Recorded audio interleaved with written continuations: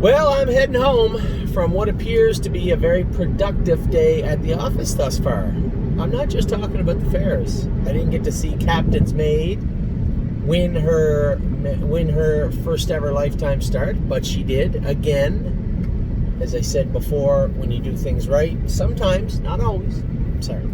Sorry, Danny. Sometimes you are rewarded. Sometimes you're rewarded. What we saw today was a filly that had tied up, had been sick, much along the same lines as Glare AM. She's getting over it now also.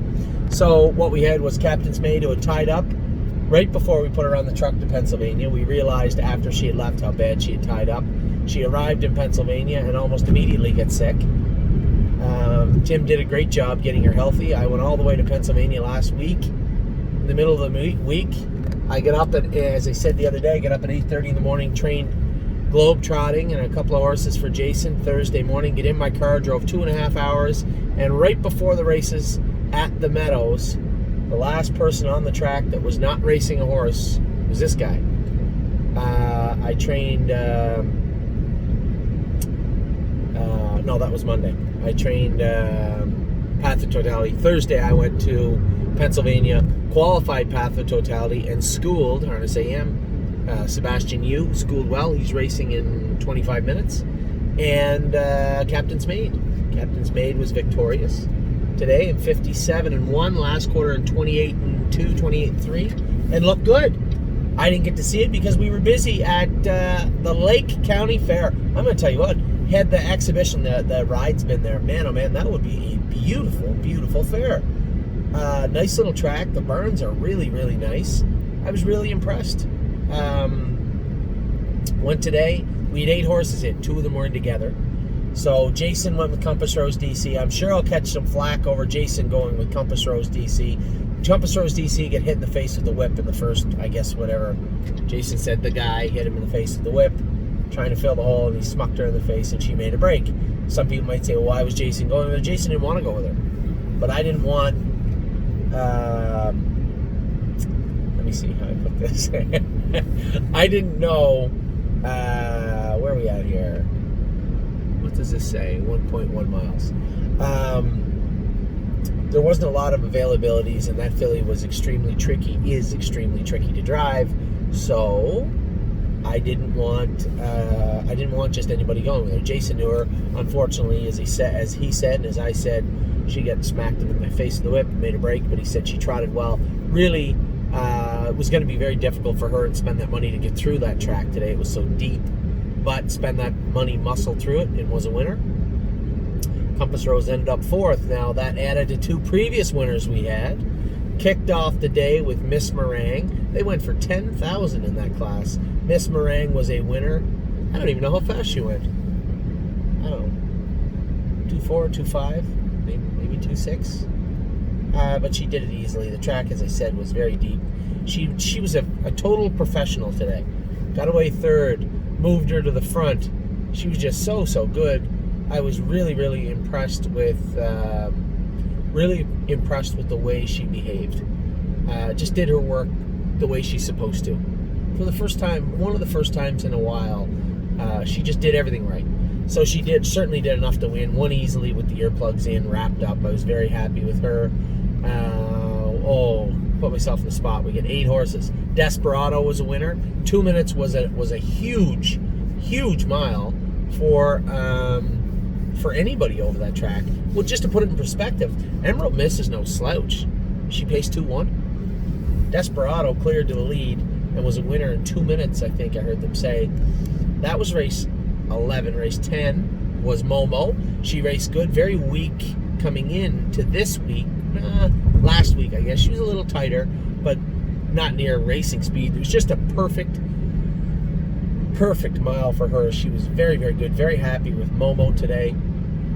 So we had Miss Meringue. The next one was Ailsun. Ailsun finished 4th. A little tired, and somebody had mentioned, she looked tired, because she was. She was coming off a little bit of sickness, not bad.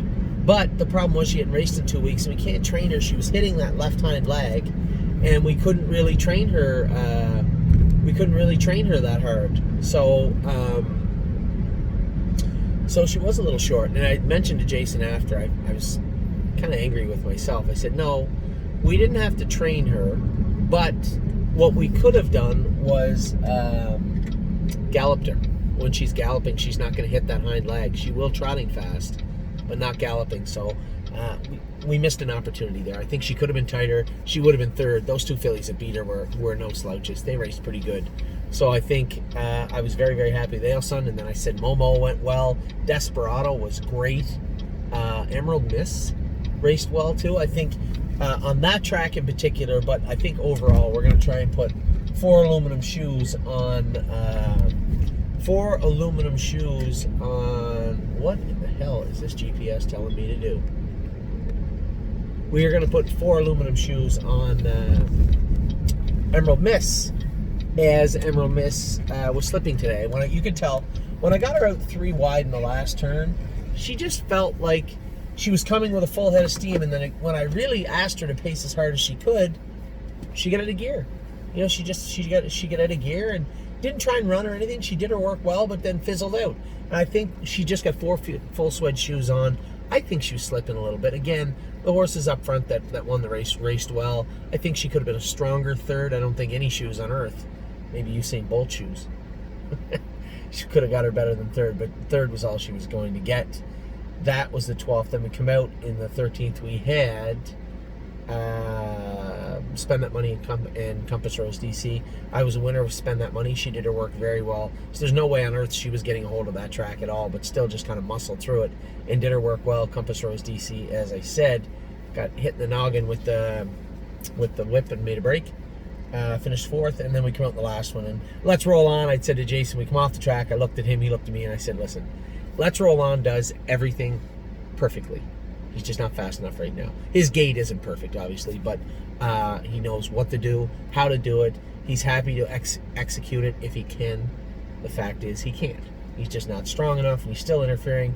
There's nothing more we can physically do for Let's Roll On. And a lot of people said, well, he's not good enough to get rid of him. No, I'm not going to get rid of him. I'm going to turn him out. I'm going to let him grow, and I'm going to see if he comes back better. If he doesn't, at that point, I will sell him. But for right now, talking to you on this video, Let's Roll On. I'm just going to turn him out. So, what else do we got? We got Sebastian Yu, as I said, racing now in 20 minutes. And then tonight, I think we have... Yeah, I really put myself in a bad spot now. Tonight, I think we have maybe Cruising in Style, Cavill Hanover is racing. Why did I say this? Oh, Knockdown Dragout's racing tonight, and there's one more for sure.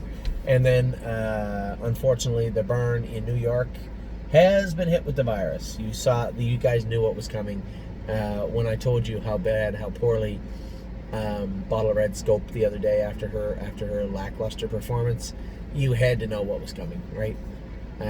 Arctic Force last night seemed fine to Jeff. Called me this morning and said he was picky with his feed. Had a temperature by 10:30, was coughing a bit. He scratched for Yonkers tonight. So that's that. We're still dealing with a little sickness. I'd said to you guys the other day, I'd sent a note out quietly about how Fox Valley Britska were treating him for EPM, and he had an adverse reaction, which horses that have EPM will do sometimes. That's a little bittersweet in the sense that they're no good that night. They usually come back strong. We drew his blood, and his white count is really high, so he's fighting some sort of infection. Now, he did cut his leg in Ontario 2 weeks ago. There might be something, some surface stuff or some stuff that's bubbling there that really hasn't, that's still sitting in his leg. That's the only thing I can think of. He's not coughing. He looks relatively bright, so it's not pulmonary, I guess. It's not in their lungs. And it doesn't seem to be anything like that, but his blood is clearly stating that there's some sort of infection going on in him. So they're going to treat him with antibiotics. He's probably going to miss the next week, maybe even a week and a half too. But as I said to Doug, it's certainly not your fault. It just is what it is. Get the horse healthy, and then we'll move on from there. So that's where we're at right now with pretty near everybody. I was very happy with the Ohio horses today. Very happy with what I've seen so far in Pennsylvania.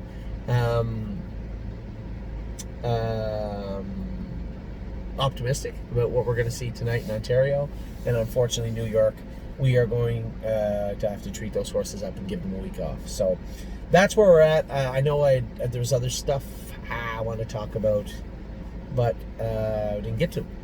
So, it is Tuesday here. I'm in good humor. It's 4:51 in the afternoon. We had a pretty good day at the fairs. We had a good day in Pennsylvania thus far. Hopefully looking to continue that with Sebastian Yu later on at the Meadows.